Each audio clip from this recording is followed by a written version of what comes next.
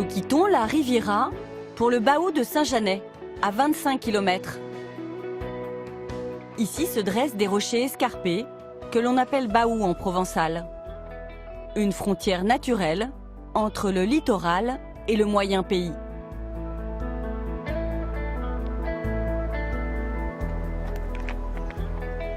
Patrice Torgman est géologue de terrain. Entre deux voyages, il revient explorer sa région natale. Ici, je viens depuis que j'ai 12 ans. Comme beaucoup de jeunes niçois, moi j'ai appris l'escalade ici au Baou de Saint-Janet. Et en fait, ce chemin, je l'ai fait des centaines de fois.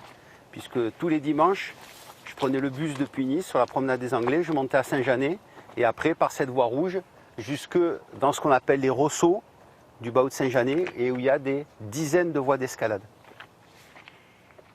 On le voit d'à peu près partout de la côte. Donc c'est un peu une sorte de phare du haut pays. Et moi, chaque fois que je rentre en avion, je regarde toujours par le hublot. La première chose que je regarde, c'est le Baou est toujours là. Bon, et depuis quelques millions d'années, il est bien posé, il est là. Mais ce qui occupe Patrice en ce printemps, c'est le nouveau guide qu'il prépare pour faire découvrir l'intérêt géologique de ce moyen pays.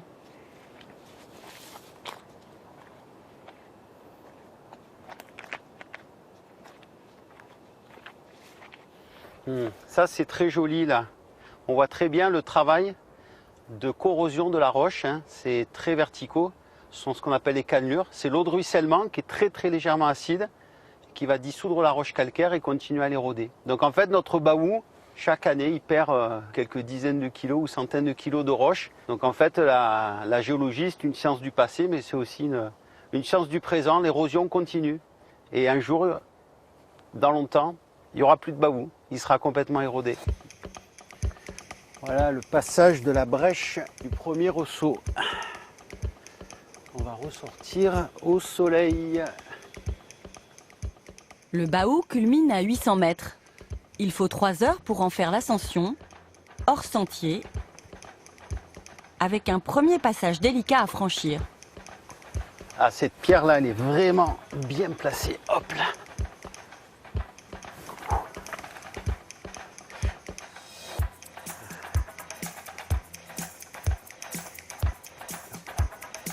Premier arrêt, avec une vue à couper le souffle sur ces falaises. Voilà, qu'est-ce que c'est beau! On commence à voir ce qu'on appelle la ligne des baous. En fait, il n'y a pas qu'un seul baou, il n'y a pas que le Baou de Saint-Janet, il y en a plusieurs. Et là, il y a le Baou de la Gaude. Plus loin, il y a le Baou des Noirs, le Baou des Blancs qui domine Vence. Et toute cette grande escarpement de falaises continue jusqu'à arriver jusque dans le Verdon, dans les Alpes-de-Provence. Pour moi, c'est un peu un terrain de jeu, autant pour amener des gens à découvrir la géologie que pour venir faire de l'escalade. Et même sur le plateau, il y a des gouffres pour faire de la spéléologie. C'est un endroit en très peu d'espace. On a une variété de plaisirs qui est vraiment incroyable.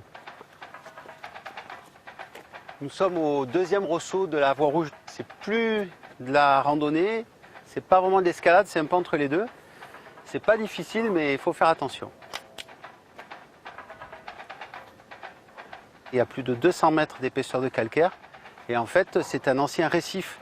C'est de la roche qui s'est déposée, des sédiments qui sont déposés dans un lagon tropical à l'époque du Jurassique. Et en fait, maintenant, il faut imaginer qu'on escalade une sorte de barrière de corail fossile.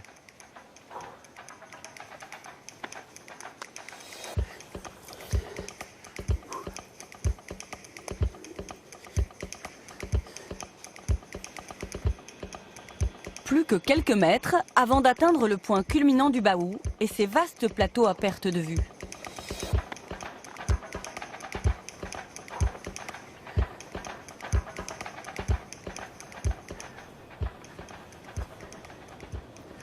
Là, on change de monde.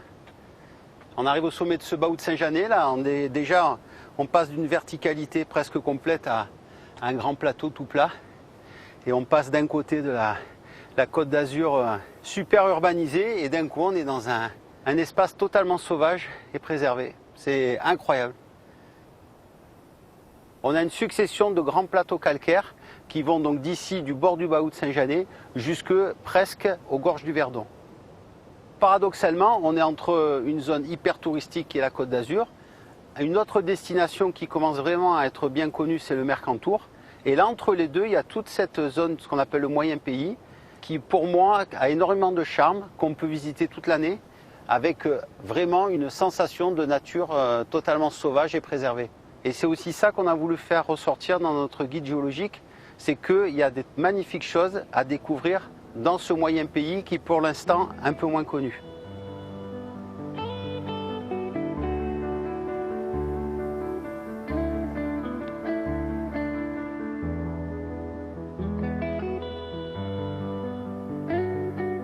Patrice va repérer un autre itinéraire, à 60 km, plus au nord.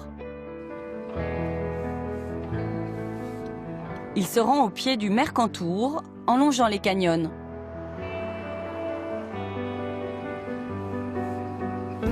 Lieu de pèlerinage dès le IXe siècle, la Madone du Tel fait partie des 3 grands sanctuaires de l'ancien comté de Nice. Elle culmine à 1180 mètres, surplombant les vallées du Var et de la Tinée.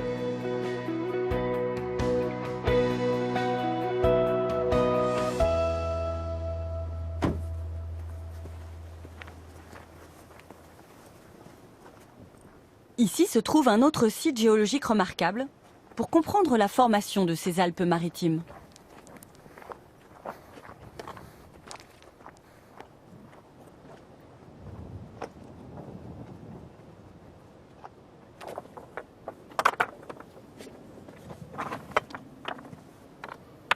Ah, voilà.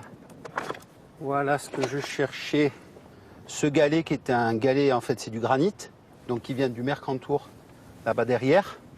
Voilà, il a été dans un premier temps érodé du Mercantour. Il est arrivé en bas dans la mer, dans notre delta du fleuve Var. Il s'est déposé avec des millions d'autres. Et ensuite, une partie de ces galets a été prise en main comme une espèce d'ascenseur par la tectonique alpine. Et un certain nombre de ces galets sont remontés de presque 1000 mètres de hauteur pour se retrouver maintenant ici. C'est l'endroit où on a le plus grand écart de dénivelé sur une aussi courte distance. On passe de plus de 3000, les sommets du Mercantour. En quelques dizaines de kilomètres, on est au bord de la mer. Et si on continue avec un sous-marin, on arriverait à moins 3000. Donc on a 6000 mètres d'écart d'altitude en très peu de kilomètres.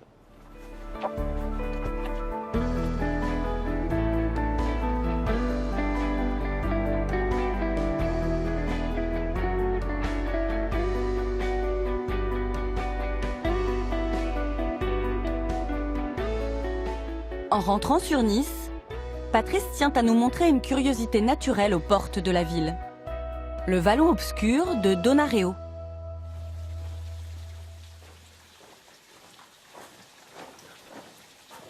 Voilà pourquoi on les appelle les vallons obscurs. Au fond du canyon, des parois vertigineuses aux allures tropicales. On n'est pas au fin fond de l'Amazonie, on est sur la commune de Nice, à quelques kilomètres de la promenade des Anglais, dans un endroit complètement mystérieux et qui est extraordinaire. On est dans un des rares canyons connus en France, entièrement creusé du haut en bas dans des galets. Tous ces galets cimentés les uns aux autres, ça s'appelle en géologie un poudingue, et ça vient du mot anglais pudding, qui désigne le gâteau, quoi.